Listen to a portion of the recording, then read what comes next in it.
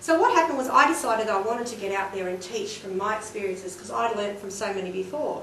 But I didn't want to do it because I thought, I'll be a great keynote speaker and I'll inspire people. I had people say to me at seminars and conferences and networking events like when we met, they'd say, oh, I've got a problem with my staff or with marketing. I don't know what to do every time I put money into something. I don't get return on investment. And I don't know what my wage percent is and I can't get my wage percent down and I don't know how to negotiate with my landlord and I hate stock control. And I'd go, oh, here's the answer for that, for that, for that.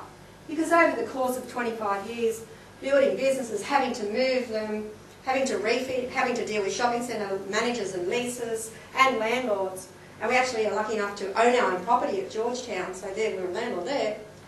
I have all this experience. I said, oh, and they said, you should be a speaker or teacher. I went, really? Well, someone told me I'd be a good hairdresser, and that worked. Someone told me that I'd be good in a shopping centre, which was this one, a friend of mine, and that worked. So maybe they can see in me something that is a unique ability that I haven't seen in myself. Who would have thought someone that couldn't wait to get out of school would be a teacher? And that's what I am, I'm a teacher. But you know what I wanted to do? I wanted to get out there and not just speak to hairdressers, but to speak to small businesses. And I love seminars, and I love women, and I love women with children, and all the challenges they have. And they go, oh my God, this happened the other day at work. And I've gone, yeah, like, can I say shit? Happens. Right? And I say, you know what? Same SHIT, different bucket. Because it happens everywhere. So get over it and move on. While you're worried about things that happened back there, you could be walking in property. Right? Things happen around here. So what happened was, I thought I need to win an award so I can get out there and not just be Just Libby, who, oh, how did we get to Just Liberated, you might be wanting to know. After 18 years of being Just Libby and having hair studio and Just Libby, I decided that, you know, the control thing was finished. Just Libby was about me having total control of everything that went in and out of my salon. And even though we built a great brand and market and reputation around it, it had a really good reputation. But it didn't have to be that. It was the systems that were in place. It was the procedures that we did. It was the reputation that we held that held it all together. It wasn't me, and I knew that, but I was the leader, and I did set the standard. So I went into the salon one day, and this did it for me. I'm sweeping the floor, as I do when I go into any of my salons if the floor's got hair on it, and this gentleman was having his hair cut, and he said to the hairdresser, one of my staff, who's that lady? And she said, that's Libby, that's our boss. And he went, I heard him, and it rings in my ears, oh, there is such a person there as Libby. I went, right, meeting, come on, out the back. Took them all out the back. I said, time to rebrand, guys. I've been to a branding seminar. We're going to rebrand. When you turn 18, there's this sense of freedom. You've got your licence. You can drink. Yeah? So I thought, I need to let go. And they've gone, no, they were frightened. They were more frightened than me of letting go of Just Libby. We could change the colours of the business. We'd gone from cream and green to orange and purple, for goodness sake. What extreme sides could you do? I said, no, it's okay. And I don't know who it was, but one of the girls said to me, what are you going to call it? And I said, I don't know. Like, Just Libby was about control. It's not about control anymore.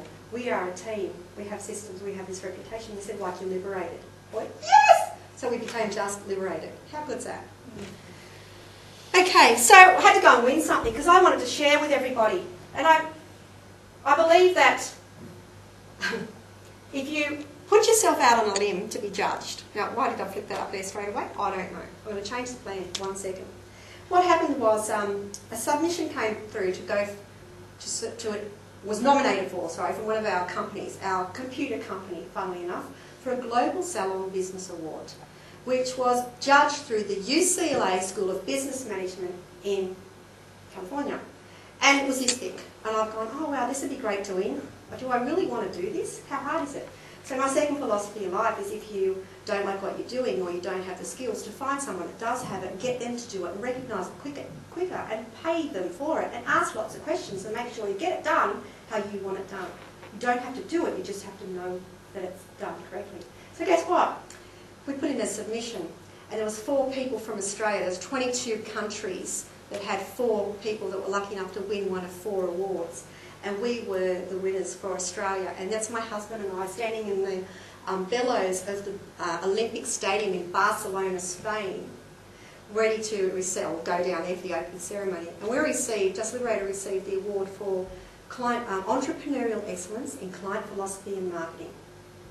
So that meant that we knew how to find our clients, we knew how to reward our clients, we knew how to market to them, and we knew how to keep them. And that was absolutely fantastic. So that was my message. That's what I meant to do. So now I can go out there and speak to other businesses about client philosophy and marketing. That was in 2006. But guess what? In 2008 we were nominated again. Because they'd given me so much coverage, I thought I've got to do it again. But I didn't let someone else do it this time. I did the submission. I spent the hours and the nights. And it was so hard. It was this thick. And I remember the deadline. And I remember going down to the salon saying to the girls, look at it! Don't open it, but just look at it! And putting it into the box and posting it off to America. And I knew that I had promoted the Global Salon Business Awards as a great marketing tool for your business for 2 years. So every other man and his dog in Australia was entering as well. There were certain criteria I had to meet, but I had really lifted that bar so much that I've just done it myself. I was happy enough, I was successful enough to have done it myself. Guess what happened? I was so excited. I got a phone call. Yes, you're a winner again. We got to go to Hollywood. And that was in 2008.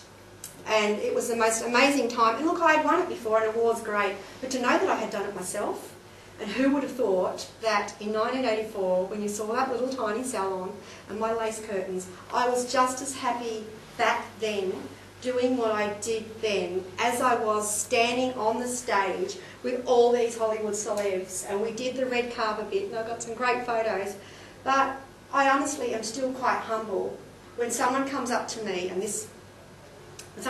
after seminars and says, oh, hi, and they want to meet me, because I knew what it was like going and meeting people and my peers, and they say, I'm not like you, there's just me and an apprentice. And I go, oh. You never know where that seed's going to grow. So you know the people that you do business with today, how if tomorrow is the last day they're ever on this planet, how much you touch their lives. And in June this year, I now am sort of socialising in different networks again in the corporate area. And I went to the National Small Business Summit. I had dinner with our Prime Minister, Kevin Rudd. And the next day was Malcolm Turnbull. And they were talking about how small business is the engine room of Australia. And I've got to tell you, if we're the engine room of Australia, bookkeepers are the oil. Because I could not have ever done anything I've done in my business without the trust and the belief that the people that have kept my books, be it my accountant or the bookkeeper under my accountant, didn't realise my accountant wasn't that smart and did everything. It's all these bookkeepers do. So thank you so much. You are amazing people. Thank you for listening to me. I think I've covered everything I have. And go out there and just hold your head up high, because, man, you really are so important to Small Business Australia and to people like me. So I thank you all so much for having me. That was fantastic. It is fabulous to have you here, Libby. Thank you so much. And I knew you'd be really good for us. And I think the main thing is for me, the things that I got, because I took some notes, is the enthusiasm to learn. I know that we have a long road ahead of us over the next couple of years, but if you really can, if you're passionate about your work, and if you have enthusiasm, you can achieve so many things. I only went to school certificate level, and my father said to me, Susie, you're going to be married and have a whole heap of children, so you don't have to worry about anything. And I believed that for a couple of years. So, and I'm now becoming an accountant, and it's fantastic.